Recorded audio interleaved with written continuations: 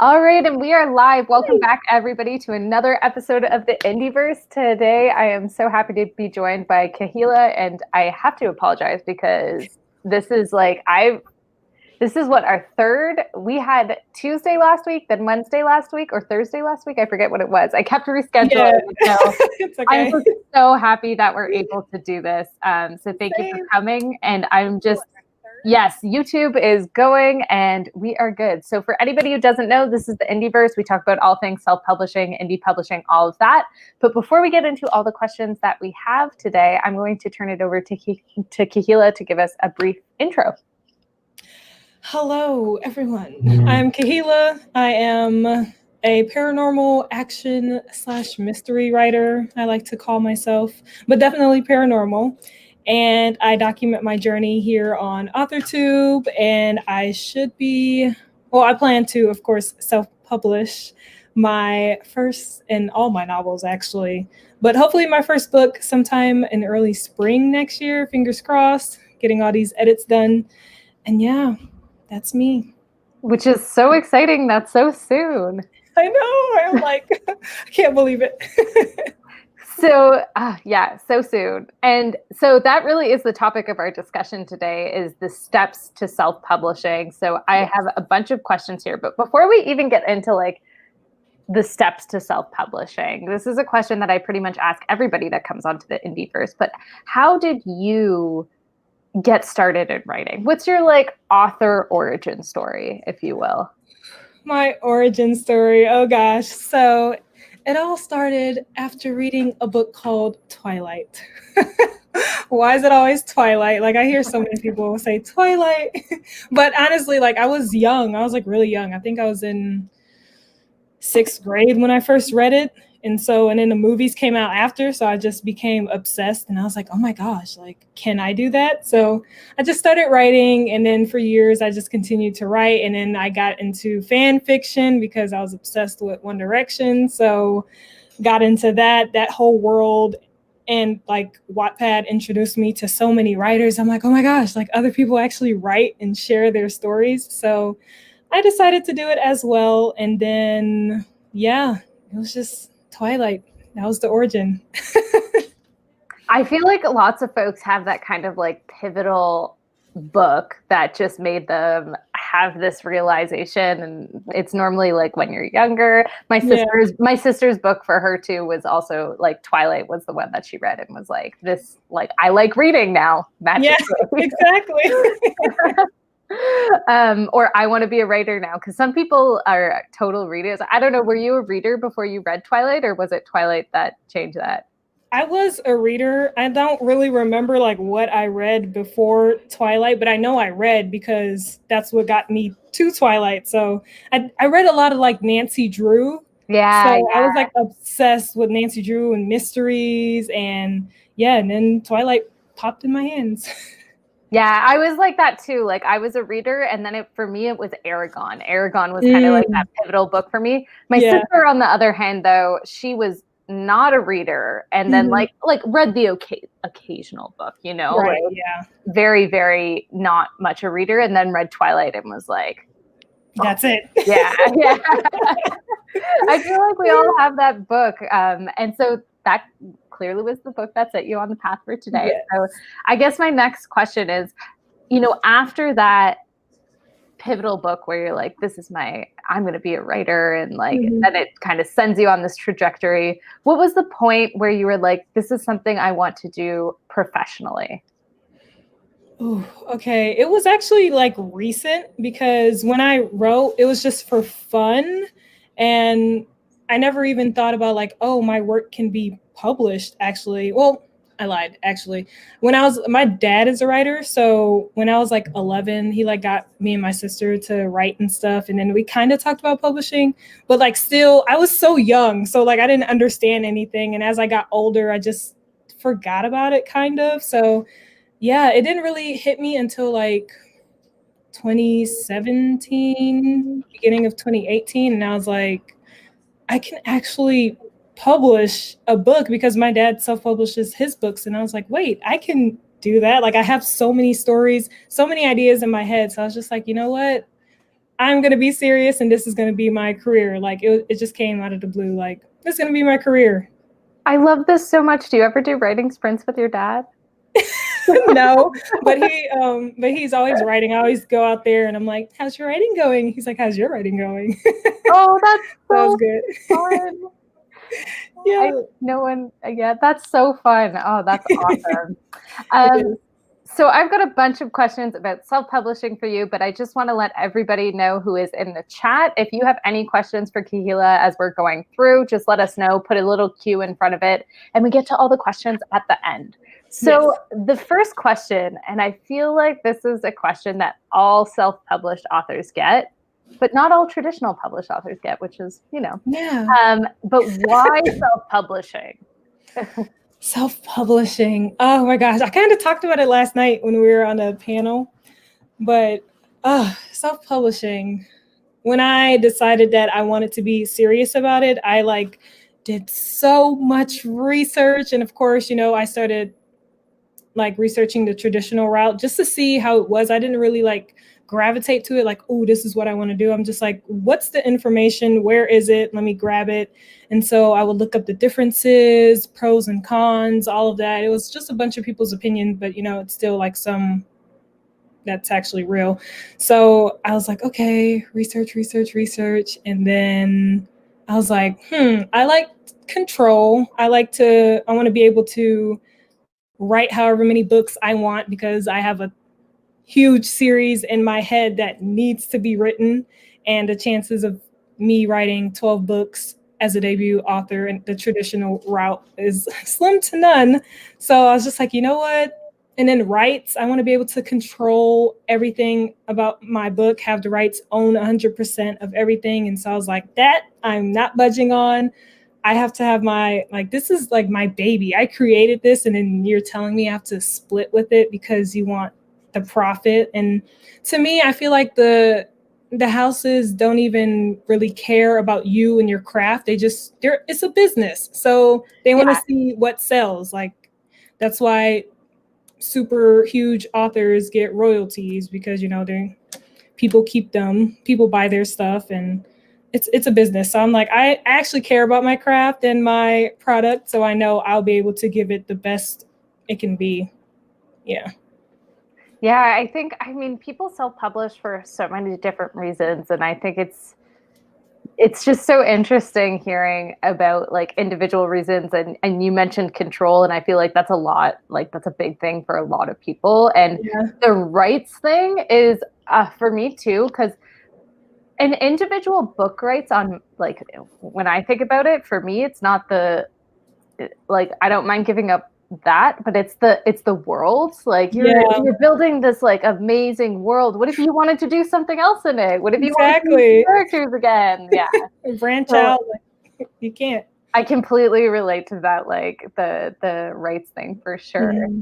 So, I mean, there's so many different things when it comes to self-publishing. There's the writing, the business, there's all these different pieces. So I feel let's start with the writing. What is your drafting process like? Okay, let's see. I don't really have a process. I mean, it's weird. I kind of do have a schedule kind of now that I've been writing for a while now, professionally. But I just think of my story because I'm writing a series right now. So I don't write individual books really, unless I'm writing for fun. But what I want to publish, I already know what I have in my head. So I just start writing it. And it usually doesn't take me that long. It took 2 months for me to write my second book. And so I write by hand first, and a lot of people don't write by hand first. So I write by hand, and then I type up everything, whether it be a scene, depending on how long it is, or a chapter. And then I type it up. And then, I mean, to people, it seems it'll take longer, but I don't know. I've written 3,000 words in a day, writing by hand and then typing it up. So I think I've done pretty well for myself. But yeah. That's awesome. Yeah, the write by hand process, I think it was one of the first things that I noticed as part of your writing process. I'm that's so cool. Yeah. I just my hand cramps even just thinking about it. I have wrist guards and stuff. So I'm like, I don't know, I'm used to it. So my hand doesn't start cramping until like after like hours. So yeah, my wrists are like, I know you're a writer. I'm like, okay, just go ahead. Like, we got it. Oh, I envy you. So I even like taking notes in a long meeting at work. I'm like sitting here doing this. Really? Oh yeah. I love writing everything by hand. Like I love notebooks. I'm just like, I think it started because like I would always doodle. Oh, that's kind of like my start with writing too. I would doodle a lot and like create worlds with my doodles. And then I think my dad suggested writing like when I was younger, but I don't really remember, but I guess that, you know, imprinted on my brain was like, write. And I'm like, okay. So yeah, I just love doodling, writing and everything. That's amazing. And it's, yeah, I can imagine how, that's so funny that your dad was like, oh, maybe you should be a writer. And it just like percolated and then and for anybody who doesn't know, Kahilah is here on YouTube, channel link down below. Definitely go check out her channel. It is absolutely amazing. And you are, this is like a total side note question that I didn't send you, but you're like super productive. So like, I was just wondering, like, how do you have any methods for staying focused, or is that just kind of how you are? You're a very focused. You seem very focused on your. I seem. Hallelujah, I do seem, because you I are. Literally, no. I mean, I had to force myself to become focused because like when you're self-publishing, like you have to be focused, and like we talked about last night, like you have to set deadlines for yourself, or you know, your manuscript can sit there for like 10 years and nothing happens because nothing is pushing you. So, and like in school, like I was lazy, I didn't care. In life, I'm just like, whatever. Like I'm a very like, oh, just live life type of person. But I'm like, I have to not become another person, but I have to evolve if I want to actually be productive and be serious about self-publishing. So I would force myself, I would close out all of my tabs, force myself to just stay focused, or I would like close my laptop, turn my phone off, go in a different room. Definitely going in different spaces helps me stay productive. And I listen to music, like even though people say music can be distracting, and it can be, but I like to have fun while writing. So I'm just like, if I'm like jamming out to stuff, or I have like an AutoTube video playing, like that really helps me get into the zone. And then it seems like I'm not missing out on anything because I have things playing around me. So I'm not forced like, what's happening on the internet? Oh, what's happening on YouTube? Because I actually have those. I don't know. It kind of doesn't make sense, but like. No, you're just very good at multitasking, and I wish. That is awesome. Yeah, I mean, for anybody who doesn't follow Kahilah's YouTube channel, like your vlogs are just so inspiring, and everything you're doing is absolutely incredible. So I just had to ask. I was like, oh my gosh, like, especially your like camp nano vlogs, like so many words. I was just like, every time you hit a new word count goal, I was like, yes. Thank you. But you did, so you did mention deadlines, and like another part of the self-publishing process obviously is editing. Like we have to kind of figure out who our own editors are and all that. So moving on from drafting, what is your editing process like? Because you're in the middle of that right now. Oh, okay, editing. So once I'm done with my first draft, I go and I immediately, I leave it for like 2 weeks. I let it sit for 2 weeks, a week to 2 weeks. Like when it's my first draft, I like to get right back into it and like catch the mistakes right away. So I would wait a week or two, go back into it, do some light like copy edits, just because I know I would have misspelled everything and I just want to focus on the world building later. So after I'm done going through that with like copy edits, I go through again and then super dive into developmental edits. Like when I did my first book, I didn't even really know what the different types of edits were. So I had to do lots of research and I did the best that I could. But yeah, so I do all of that, have my draft 2 ready, and then I hire a developmental editor first, because to me, world building is like the most important. Like you can focus on how you write the tenses later. Just like once your world is solid, then you can worry about, to me, then you can worry about your tenses and stuff. So I hired my developmental editor, and then I did 2 rounds of that, went through my manuscript, learned so much about developmental edits. So like my drafts can be cleaner now. And then once I was done with that, I went through and, well, actually, I'm in it right now. So I finished my developmental edits, and now I'm doing copy edits again, like hardcore copy edits. I reached out to my copy editor like right before I was done with my developmental edits, just so I can see how she does the copy edits. And so since she sent me a sample, I now know how to go through my manuscript and edit before I send it to her on the 21st of this month. So editing process still happening. It will happen until the end of this year. But yeah, after that, I'll do proofreading. And then after proofreading, all my edits will be done. So you mentioned something super interesting there. So with the sample edit that you received, and for anybody watching, before you hired an editor, get a sample edit. So with the sample edit that you received, you took a look at the approach that the editor took and then tried to use that to edit your book. Is that what you did? Yeah, that's what I did, because I don't That's really. so smart. Yeah. I mean, what a cool approach. Yeah. That's so cool. Yeah. Since I didn't know, since I've never done this process before, I was like, I really need to know like how to edit. So yeah, what am I doing? And what am I looking out for? Exactly. I'm like, where do I start? Like, yeah, I get the tenses, but like the tenses is just like a small part of it. So yeah, I looked at that and then implemented everything. Well, I'm implementing everything right now. And yeah, so, and because then the less mistakes I have, the less it will cost. So yeah. If you're going by hour and all of that, that is okay. So I wish I had that is a really interesting approach. And I'm sorry, you're just blowing my mind a little bit, because when I got my copy edit sample on my first book, had I had done that, it would have probably saved, oh my gosh. Anyway, sorry. No, it's okay. Well, it's just like it just makes total sense. Like because I'm not an editor. I'm like, are you have you done any editing? Not at all, which is why I'm like, I'm not an editor, and so when I'm editing, I kind of just like looked up what I should be looking for, and then really kind of was, oh my gosh, such a good, anyway.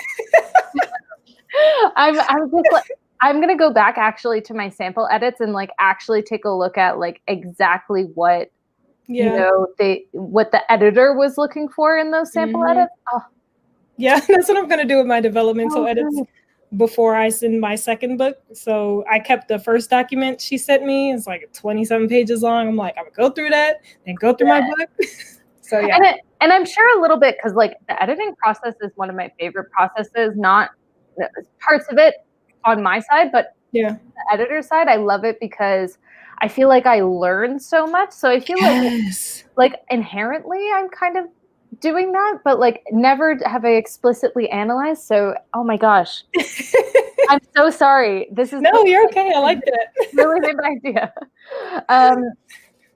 But yeah, so anyway, I heard you just now agreeing with me on the fact that you learned so much during the editing process. And so I guess I have a question for you. Like, is there anything in particular that you learned through the editing process that was just like a mind-blowing moment like I just had? It was mind-blowing for me in the beginning, but when I learned that the tenses matter in your book, because when I used to write, it was just for fun. So we're not looking at, I'm walking toward the building and I had done this before. Like, I'm not thinking of the different tenses and like writing in past tense, present tense, and even like the point of views and stuff.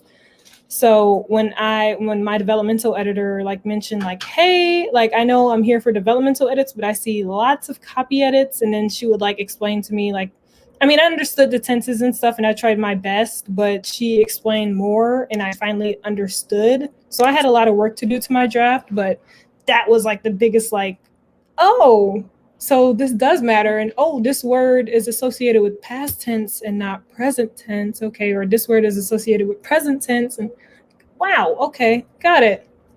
Yeah.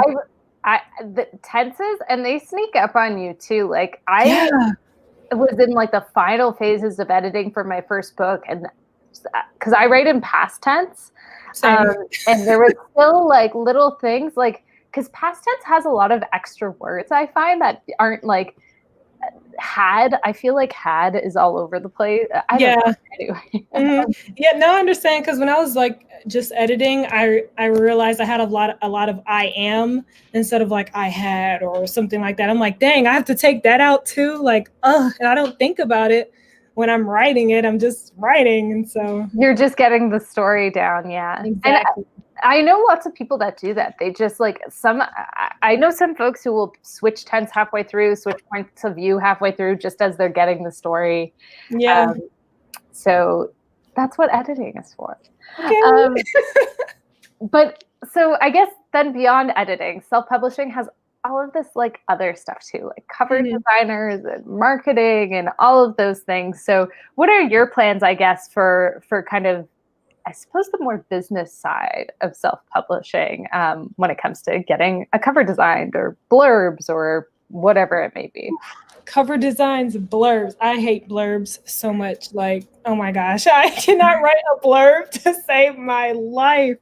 Oh, I went through like 10 blurbs. I'm just like, the one that I have now, I'm just like, it's good, but it's like, is it a blurb? So my copy editor, she does like blurb revisions and stuff and creates blurbs for free once you hire her. So I'm like, here's what I want.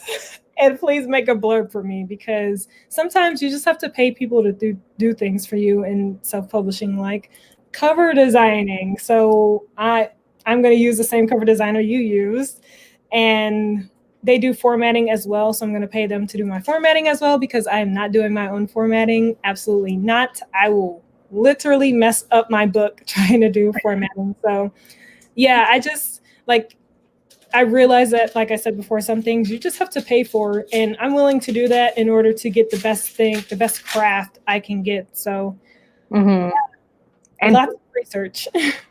Blurb writing, blurb writing too. Like there are, like you said, your copy editor does it. Like there's professionals out there that write professional blurbs. It's a whole different ball game than writing a blurb.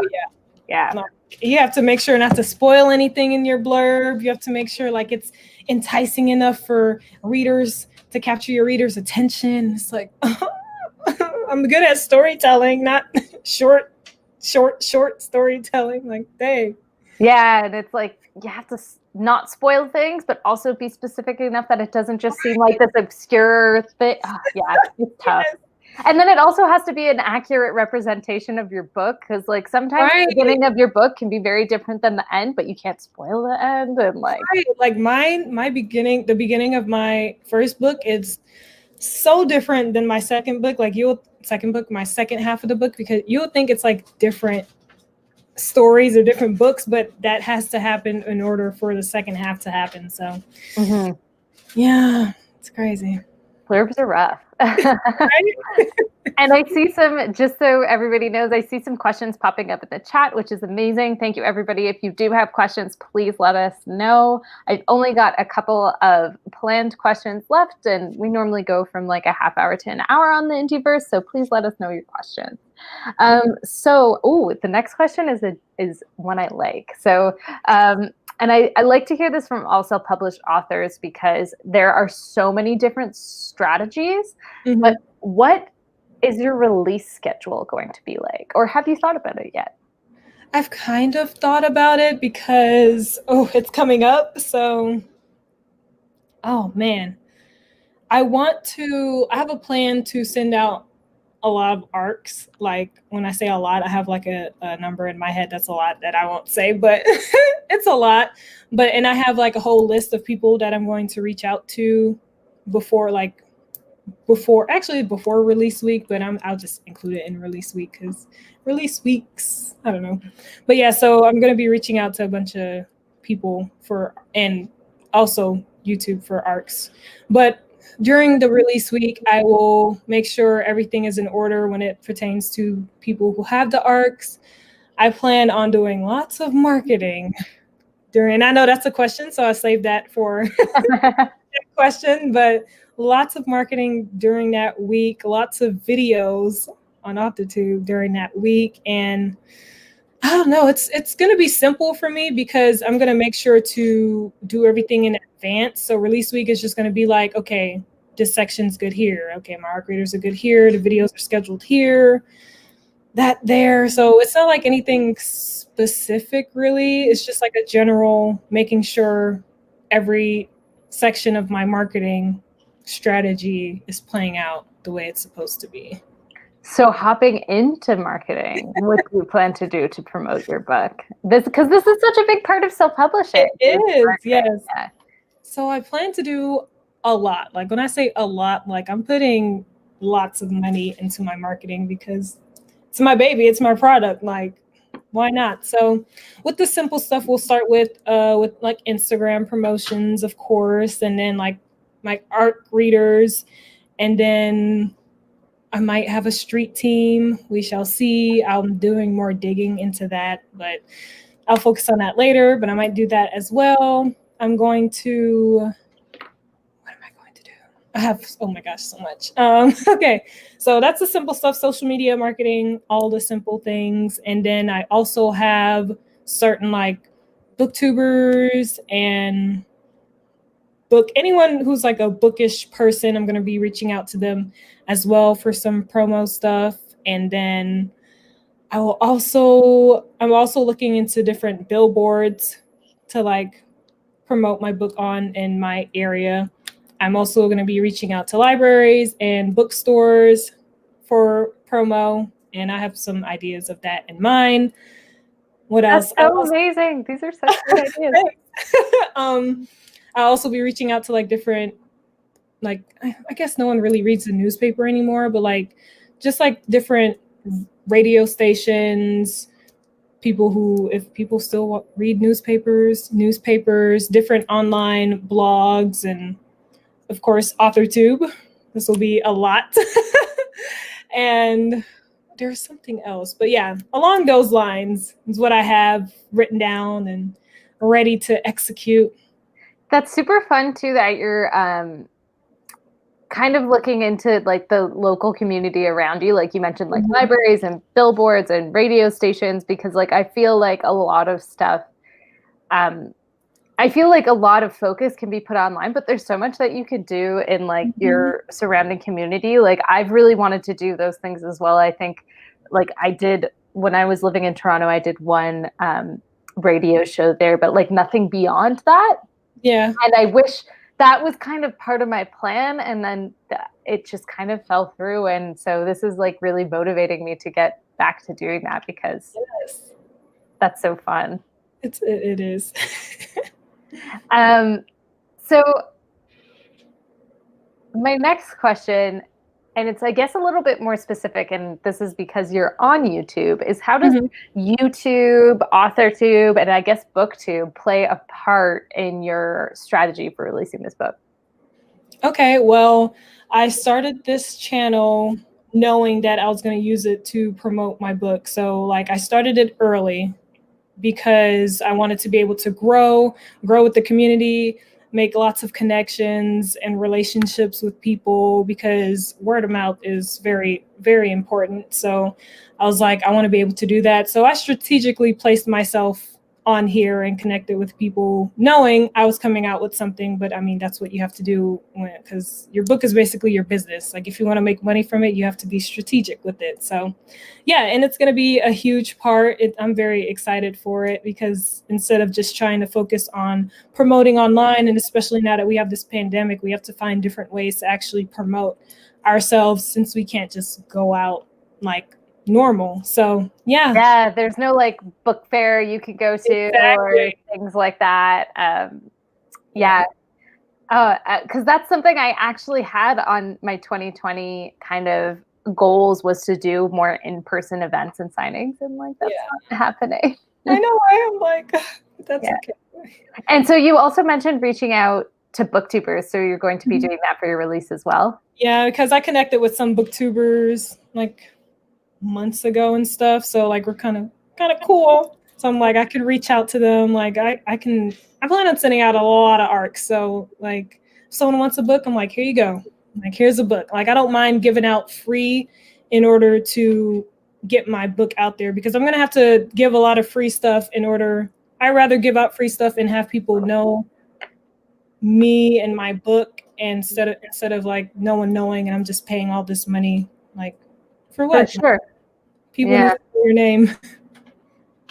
Yeah, arcs play such a pivotal role in like kind of reviews. The best, the second best thing you can do, like buy someone's book and then review someone's book. Exactly. Yeah, but BookTube. So BookTube is such a powerhouse. It really is. Like it's like good and bad. Like it's like, I mean, you just have to connect with the right people and not the people who are into like all the drama and stuff. But yeah. BookTube is like huge now. I'm just like, whoa, like YouTube originals reached out to booktubers. Like, what? Like, what is happening? YouTube originals. I think New York Times wrote a piece on BookTube, and they're like, here are the people on YouTube your kids are obsessed with, and it's like booktubers. And I was like, it's just like a book. Yeah, booktubers have so much power in like they do. Yeah. So that's really cool that that's part of your strategy. I guess I've got two last questions, so I'm just going to let everybody know in the chat. If you have questions, please let us know. And this one wasn't one that I sent you, but like if you could tell us your favorite part of the self-publishing process that's not actually writing. So editing's included, but like not actually drafting. So like editing, marketing, whatever it may be, like what's your, or like business. Some people really like the business side of it and like the accounting side of it. Like what is your favorite part of the self-publishing process that's not writing? I think it will be the marketing, because I love to talk and I love to like something that's mine. Like I'm going to love promoting it and have no hard feelings about, oh my God, people think I'm promoting so much. Like who cares? It's my stuff. If you don't want to see it, unfollow me. Don't watch my stuff. But I'm very excited to finally talk about my story. Like I've tried so hard not to say anything in my videos, and I'm just like, I want to talk so much. Like I just now released like my characters' names, like some characters' names and stuff. So slowly, but yeah, I'm excited to talk about my book, promote my book, just see like how it does, what people think about it. And yeah, I just love sharing things. So I'm excited to market this. That's so exciting. And yeah, the excitement about marketing, I can totally relate to it. It's fun. It's fun. Yes. So the last question I have is, if you could give one piece of advice when it comes to self-publishing, what would it be and why? Advice. It would be the same thing I said last night. Have a plan. That is the most important thing to me that you can have or do when it comes to self-publishing, because if you don't have a plan, I mean, like when you go into the traditional world, like they kind of like lay out your plan for you. So you don't have to think about, oh, my release date, oh, when I have to get these edits done. Like you have somebody with you, you have a whole team. And with us indie, well, I'm not an author yet, I will be. But with us indie people, like we have to have our own backs basically.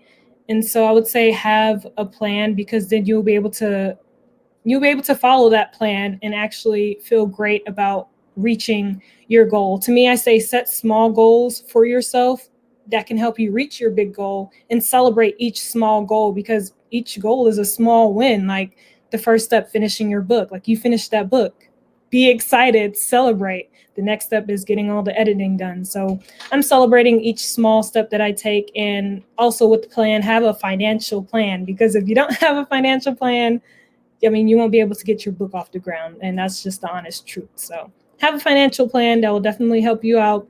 If you need to save before you even start your book, do that. But anything you can, because you'll need to put a lot of money into marketing, into editing, cover designing, formatting, especially if you aren't able to do any of those things yourself. So plan. Yeah. That is the advice I needed to hear right now. Really? I love planning when I'm doing it, but Yeah. the thought of it is not. I'm just like, I'll just do it. But no, Yeah.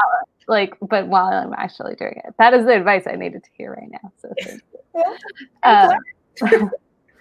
All right, so we're going to hop into audience questions. If you have any questions, please let us know. So I saw Kelly had some questions, so I'm going to hop into that.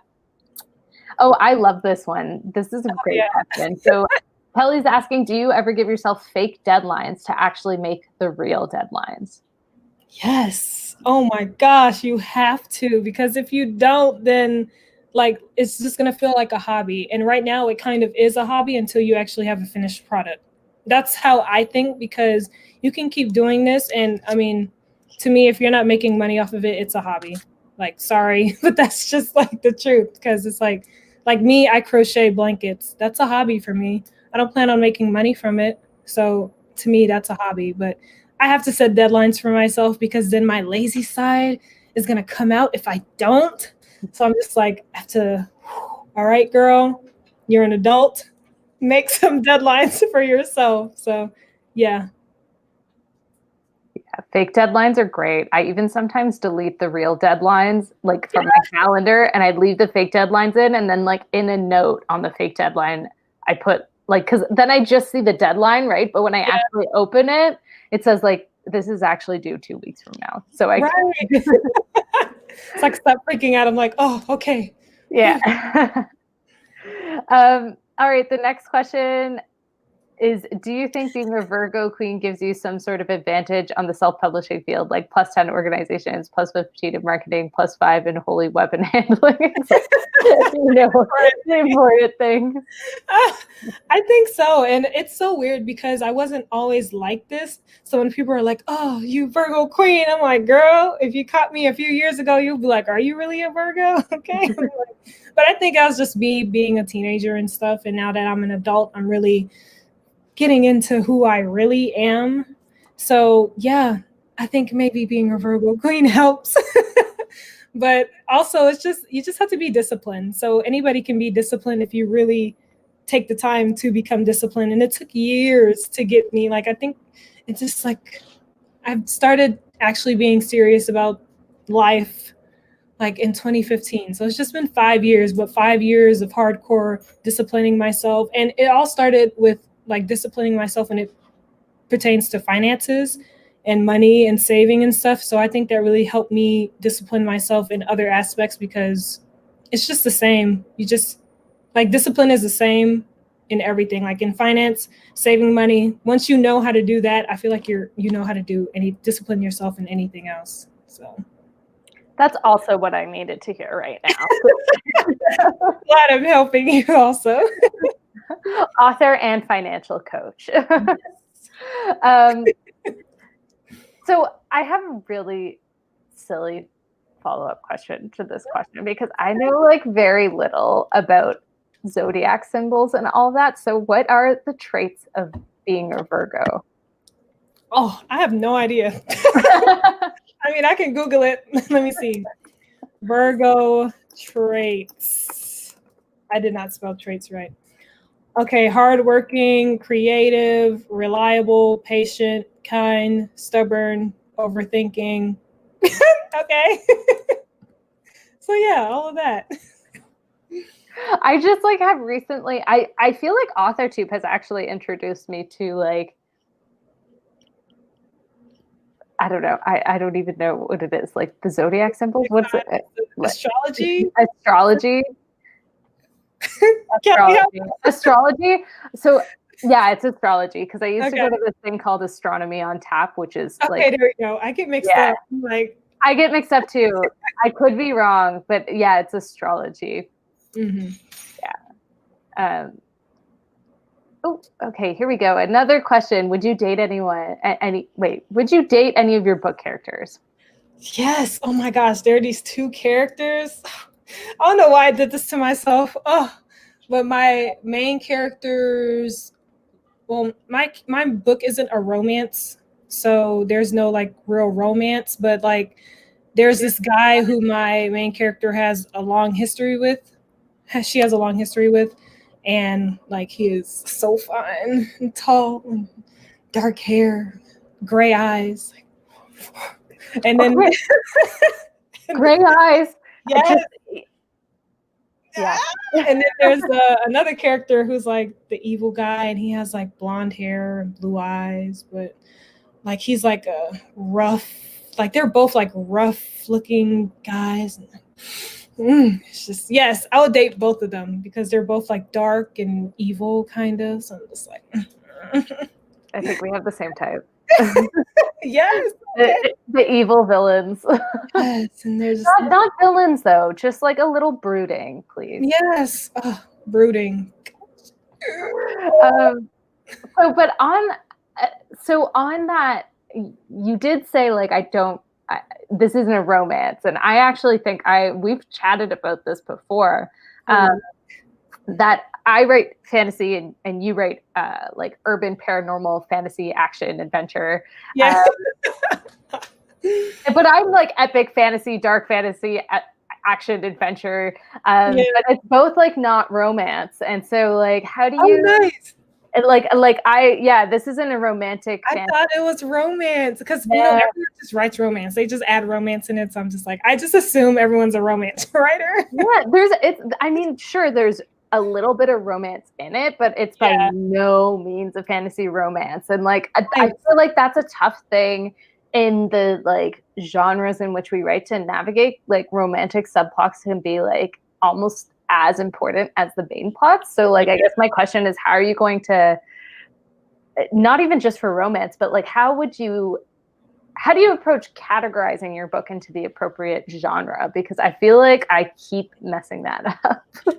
Oh, I think I'm going to have a hard time with that too. But like, I definitely know it's paranormal. And then as I'm so tired of reading my book. I'm sorry, book, but I'm tired of reading you. Like all this editing that I'm doing, I'm just like, I keep reading the same thing over and over, like just be done. But anyway, the more that I actually read it, which I'm glad I've read it so many times, it helped me realize like everything happening was like action. Like there's just always some action scene happening. And then like there's some mystery also happening with it because it's like, it's not a quest, but it's a journey. It's her journey to getting her memories back. So, and then that ties into the paranormal / supernatural that happens. Anyway, I don't want to give away spoilers, but anyway, so as I kept reading, like the same thing kept popping up, like action, mystery, and mystery. And of course, paranormal, because I mean, I have vampires, I have witches, I'm crazy. So I was just like, you know what? I'm gonna stick with that, and then like I'll see what basically the audience and the readers tell me. Like if they see different elements that I didn't see, since I'm new to, categorizing my novel, I will see what they say also, and if they agree with my categories, because your audience, your readers can tell you a lot about your book that you didn't even know about. So totally. Yeah, with the paranormal action / mystery, and then we'll go from there. Yeah, that's kind of what I've been doing too, following the readers. That the readers are like, oh, this is this. I'm like, yep. I've had many people read my book and say like, this is an adult fantasy. I'm like, this is an adult fantasy. Yes. Not because of any of the like subject matter. It's very like PG-13, my book. So it was like young adult to new adult. And then like folks were like, oh, this is an adult fantasy. And I'm like, yes. How old are your characters? It's a multi-point of view, so they range from like 12 to 40. 12. Oh my gosh, I really need to dig in. I haven't read a book in so long. I'm just like it's hard with all this stuff going on. And also I feel like all the self-publishing, like it's hard. And then It's a lot. yeah, and then I also actually can't really read, at least not in a genre that's close to mine while I'm writing, because it almost not confuses me, but like it makes me unsure of the story I'm writing, because I see something and I'm like, oh, I should do something like that. Or right. Oh, yes. And I have so many like paranormal, like supernatural books around me. I'm just like, just put it down. And I'm like, okay, so it's like I can't read anything. Like I have some romance, but I'm not really a fan of romance. I was when I was younger. Like I read a lot of Sarah Dessen. Like I was eating her books up, but because she's a romance author. But like I don't really care for romance, which is why I don't write it. But yeah, I can't read right now. I read online. Like I read a lot of Wattpad books because I'm stuck with Wattpad forever. Like that was my first home for writing. So I just still support people. Yeah, mine was fanfiction.net, and you can go down those rabbit holes. So that's right, yes. Yeah. Oh man, good times. All right, we got some more questions here. Okay, so basically, since it's not romance, you're writing shipping fodder. Would you read that? That's a really interesting question. Would you read fan fiction of your own book? Yes, I want to see, like, people are so creative. So I want to see what they do. Like, I mean, I can even have them co-write a book with me, if anything, if it's really that good. So like, heck yeah, that, and then they're your supporters. So I'm gonna read, I'm gonna support what, like if they're supporting me, I'm supporting you, because thank you, first of all. So I would love to see, like, people, like I said, people are so creative. So I love seeing creative minds at work, especially for my characters. Like, heck yeah. I would, yeah, same. Fan fiction, please. Right? Please. All right, so Lewis is asking a question, and I'm going to change the question a bit just because it's a little bit of a personal question, so I don't think we give actual numbers. Mm-hmm. But so I'm going to change this to how much, like how would you recommend someone budgeting to pay for the editing their book? It just depends, because like for me, I'm willing to, what's that phrase? Whatever. Anyway, I'm willing to dish out a lot of change for my book. So everyone's just different. It just depends on like how much money you make. Definitely. It depends on like how invested you are in your actual like publishing career. Like, is this something you want to do once? Is this something you want to continue? I feel like if this is something you want to continue, then you just be ready to spend quite a lot of money. But just like I said, have a plan, financial plan. Just research how much editors are, and then if you're able to stick with those editors, especially if they give you a good price, stick with those editors. I plan on sticking with mine. So, but I will come out with my own self-publishing video once I'm done with everything with my book. I'll put out how much I paid for, because I don't mind. A lot of people want to actually hear the numbers, so I'll save that for the video. That's so funny you say that, because I actually calculated all my numbers when I was doing taxes this past year. Oh. And so, oh, lovely. What is this? Iced coffee. Oh, iced coffee. Yeah. Sorry. I'm jealous. Can I have one? There you go. Thank you. Thank you. You're welcome. No, I actually did all the numbers specifically just for the like creation of my book. Yeah. And then I sat on it and I was like, I don't mind sharing it, but yeah, anyway, because I think we feel very similarly. I'm getting better with each book. Like my second book cost less than my first book, and like I feel like each book you learn things and you learn, okay, well, this really worked and this like wasn't necessary and stuff like that. But like, yeah, I think we're on the same page. Like I put a lot into my first product, but it depends on budget and it depends on a lot of things. Yeah. I can't wait to see your video. Oh, it's going to be, a lot of people are going to be like, you're crazy. But to me, I don't think it's crazy to spend a lot, because like, this is my product. Like this is going to be my business, like my life. So I expect to, and then I save and I budget and I make sure like a lot of this is disposable income. So I'm able to use that money for my book instead of just like spending it on different books, which is what I would do anyway, or notebooks or pens. So instead of doing that, I can invest it in my own book. So, and I want my book to get the best, what's it called? Best treatment, VIP, Treatment. or book of VIP. Yeah, like you're gonna get the best cover. Like I am so excited to do my cover. Like, oh yeah, I'm so excited. Sorry, my sister's just staring at me. I'm like, what? But anyway, sorry. I'm so excited for my cover. Like, I mean, what are they called? The book designers that I am, well, you know, they're kind of pricey, but yeah, they are. I'm willing to dish out some change for and then especially formatting. Like I said before, they are going to do my formatting. They do. I didn't do formatting with them, but their formatting is stunning. Like have you seen the samples? It's stunning. I've seen a lot of them and I'm just like, I get so excited. Like when I get excited for the completion of my book, I just go to their website, look at their covers, look at the formatting. I'm just like, yeah, excited. Super nice. Yes. All right, so I'm not seeing any more questions in the chat, so I'm just going to do one last call out. If you have any questions, please let us know. I am seeing Leela here had a really great comment, so I'm going to pop this up on the screen because I've heard something along these lines as well, that if authors read fan fiction and then publish something too similar, there can be repercussions. So I hear a lot of people saying, like as authors, that they wouldn't read fan fiction of their own books. I think I would be all right to read fan fiction of my own book and be like, yeah, I don't know. I think, yeah.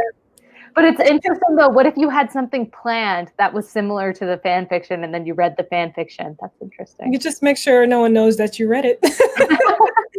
But I feel like, I mean, because even though it's fan fiction, it's still that writer's work, and you know, work is copyrighted as soon as it's put on pen, paper, or whatever. So I think authors should get in trouble if they steal that work, because it's like, that's not your work. Like, even though it's your character, sorry, but like, that's still their work. And I feel like if you want to actually take that, just co-write a book with them. I mean, I feel like as indie authors, it's easier for us to like, oh, let's co-write because, you know, we can do whatever we want. So yeah.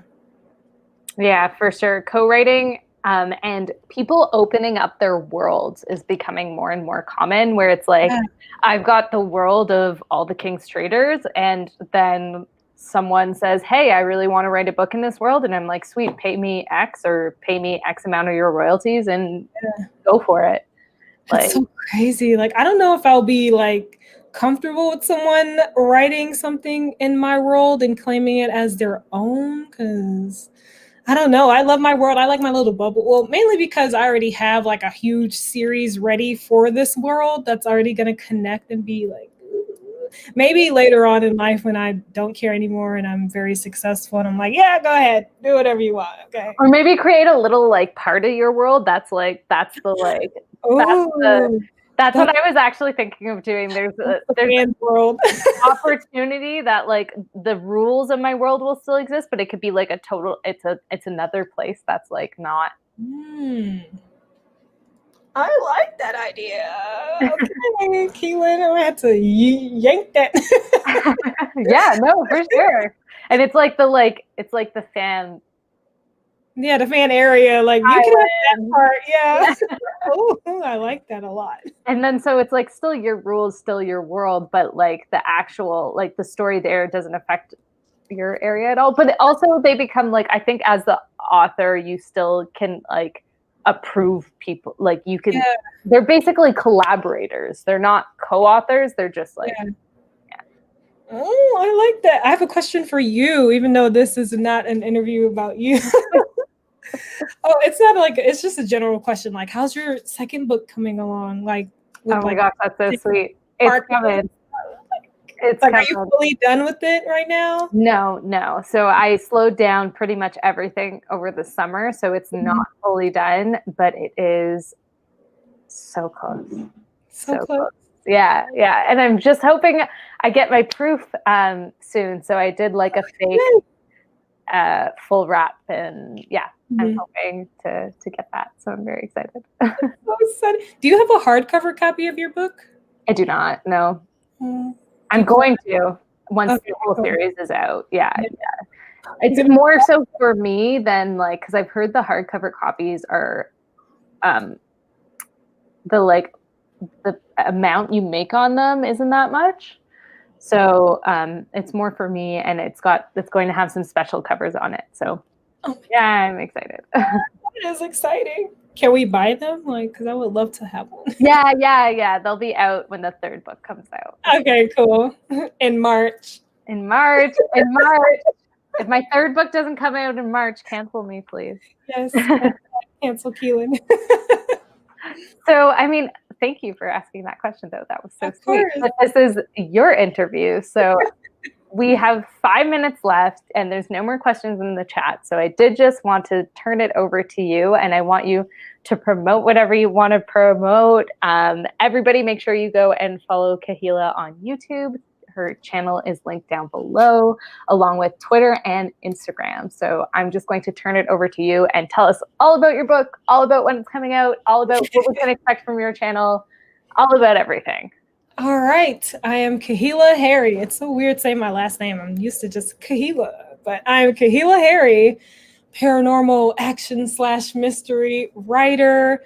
I have a book that should be coming out early spring 2021, which is totally insane. And like Keelan said, I'm here on YouTube, my AuthorTube channel, where I document my writing journey. I do lots of vlogs. I'm a very vloggy person.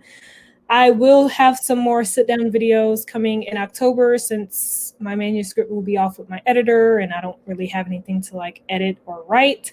So you can expect that soon, but mostly vlogs. And yeah, I'm active on all social medias. So if you want to follow me there.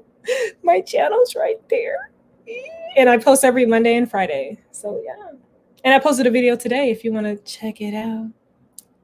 And you just got new kittens, and they sometimes make appearances. So. Yes, and one makes an appearance in this new video if you want to see it. Yeah. Awesome. Well, thank you so much for joining on, I don't even know what episode of the IndieVerse this is, but 12, really, I think you said? Yeah, 12. 12, I actually think I might have gotten that wrong. I have to go back and check. I'm like, at first I was so on it, and now I'm like, I don't know what we're on. And I'm Wait a minute. Oh, that's kind of fun. But thank you so much for joining. It's always so interesting to hear about other people's processes. And it's just been so nice because we've kind of got to talk about it 2 days in a row now, which is awesome. I love that. Yeah, and definitely when it is your release week or weeks, let me know, and we can do another special episode of the IndieVerse. I would love that. Or just writing sprints, whatever. Yeah, anything. I'm down for everything. Awesome. Well, thank you so much for joining, and thank you for everybody in the chat who joined. We really appreciate it, and we will talk to you later. And if you have any questions, let us know down in the comments if you're watching this on the replay. Yes. All right. Talk to you later, everybody. Bye. Bye.